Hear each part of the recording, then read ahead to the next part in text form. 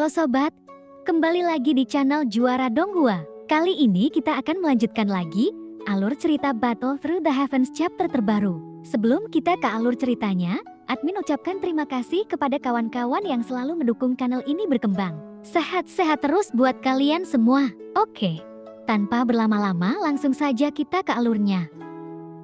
Xiaoyan mengambil langkah terakhir dengan kakinya. Momen ketika tubuh Xiaoyan melepaskan diri dari tangga batu, penindasan terhadap tubuh dan jiwa dengan cepat hilang. Xiaoyan kemudian menghela nafas panjang.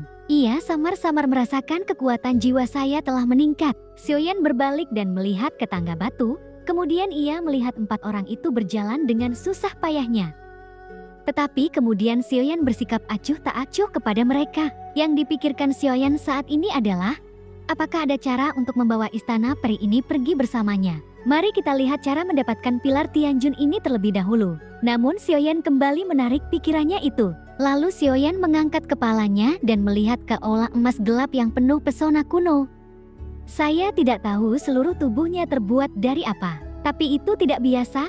Kalau tidak ada cara untuk mengalami baptisan waktu. Sebelum Xiaoyan memasuki istana abadi Tianjun, dia memimpin dalam menggunakan kekuatan jiwanya untuk menyelidiki itu. Xiaoyan mengatur nafasnya, kemudian mengambil satu langkah ke depan, berjalan menuju istana-istana abadi Tianjun. Xiaoyan kemudian membuka pintunya, dan mengikuti pandangannya dan melihat sekitar, tapi ia merasa tidak bisa melihatnya. Kemudian Xiaoyan menghentikan langkahnya sebentar. Gumpalan api menyala di ujung jarinya, lalu Xiaoyan menjentikan jari, kemudian cahaya api menyapu kegelapan yang ada di pintu. Xiaoyan ingin melihat apakah ada sesuatu di aula redup ini terlebih dahulu. Tapi saat cahaya api menembusnya, ini seperti ditelan kegelapan, nyala api menghilang. Kemudian Xiaoyan bergerak dengan jarinya, dan nyala api kembali keluar dari kegelapan. Ia bergumam, sepertinya ada hal lain yang terjadi di dalam.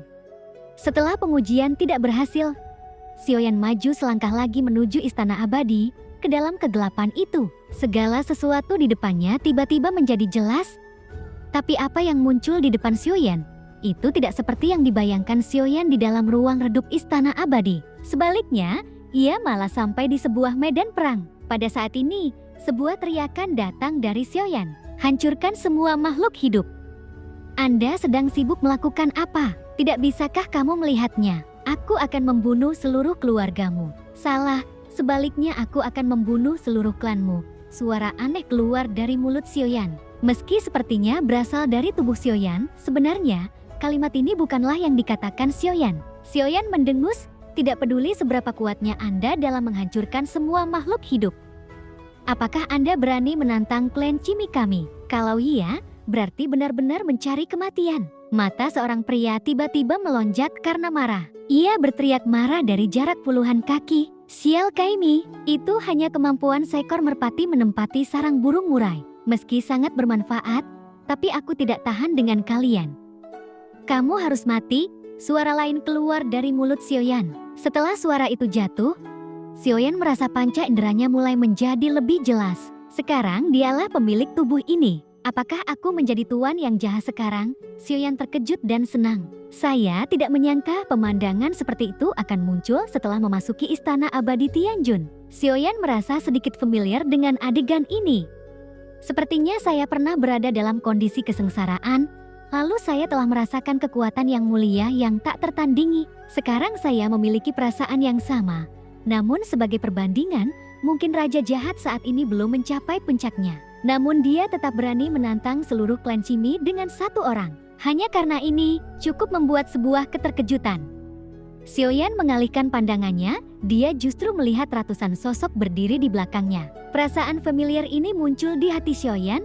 Ini semuanya adalah klon dari raja jahat, seolah-olah tubuh mereka tidak terlihat. Ada garis yang menghubungkan klon-klon ini, mereka semua akan mengikuti pikiran Xiaoyan. Sementara Xiaoyan masih ragu-ragu, dia jelas mengendalikan tubuh, tapi saat berikutnya, tiba-tiba dia mengangkat tangannya dan menampar klan Cimi di depannya.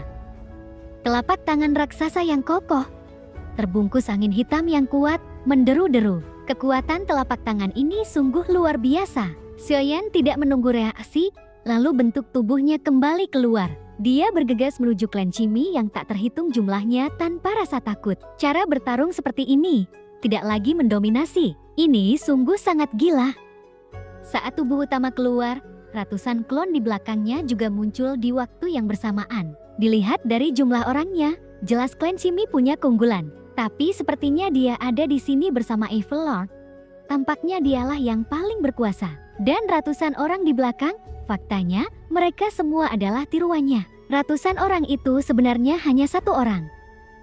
Xiaoyan berusaha hanya seorang diri bertarung melawan seluruh klan Chimmy. Xiaoyan jelas bisa merasakannya, meskipun raja jahat saat ini sangat kuat, tapi ini jelas bukan jenis kekuatan yang tak terkalahkan. Dibandingkan dengan kekuatan superior yang dirasakan Xiaoyan sebelumnya, ini adalah dunia yang berbeda. Xiaoyan bisa mengendalikan tubuh ini, tapi dia tidak mengontrolnya dengan baik. Kemudian ia hanya melihat dengan tenang. Bunuh, bunuh, bunuh. Tuan jahat itu seperti iblis gila, lalu bergegas ke kerumunan, dan tidak peduli apa yang terjadi. Ia bertarung dengan gila-gilaan, membunuh siapapun yang mendekat. Situasi pertempuran sempat sangat kacau untuk beberapa saat. Tapi Chimmy juga bukan seorang vegetarian. Tentu kekuatan tuan jahat juga lebih menakutkan dari yang dibayangkan Xiaoyan. Ratusan klon ini terlihat kacau. Nyatanya, masing-masing klon ini memiliki kemampuan dewa asli berpindah di antara klon-klon ini. Saat ini, setelah bergabung dengan klon, kekuatan jiwa tiba-tiba meningkat. Raja jahat bahkan harus membuka mulutnya, mengirimkan keterampilan bertarung jiwa. Gelombang kejut yang terbentuk begitu padat hingga terlihat dengan mata telanjang, kemudian itu menyapu sekelilingnya. Tiba-tiba, banyak sosok yang mengeluarkan darah dari lubang di tubuhnya. Jiwa terpukul keras, serasa sedang dipisahkan dari tubuh. Klon lain bergabung dengannya sambil bergerak. Segera kekuatan mengerikan itu meluap, lalu raja jahat melambaikan tangannya. Ia menaikkan guntur yang tak terhitung jumlahnya. Namun kemampuan yang dimilikinya tidak terulang, dan adegan ini membuat Xiaoyan sangat tersentuh. Saat ini, Xiaoyan sudah menahan napas, karena pertempuran ini benar-benar mematahkan pemahamannya tentang bagaimana klon bertarung. Ternyata klon sebenarnya bisa digunakan seperti ini. Ketika kamu tidak menyatu dengan dewa ini, klon ini juga bisa bertarung sendirian, dan kekuatannya sangat bagus. Ketika saya perlu bergabung, tapi itu bisa langsung memberiku kekuatan yang kuinginkan. Bukan hanya Xiaoyan, tampaknya seluruh klan Chimmy sangat terkejut. Mereka semua terkejut dengan metode bertarung Shizun. Perhatikan baik-baik bagaimana cara menggunakan kemampuan yang sama pada sekelompok sampah tanpa bakat apapun. Beraninya kamu mengejarku. Kenapa Anda datang? Aku tidak membutuhkanmu untuk memburuku. Jika begitu, datang dan bunuh aku secepatnya. Raja jahat menjadi lebih berani saat dia bertarung. Perang ini semakin gila. Dia memiliki rambut acak-acakan seperti setan. Setelah bertengkar, tak seorang pun di klan Chimmy bisa bersaing dengan mereka. Tentu inilah alasan mengapa klan Chimmy yang benar-benar kuat belum muncul. Hancurkan semua makhluk hidup.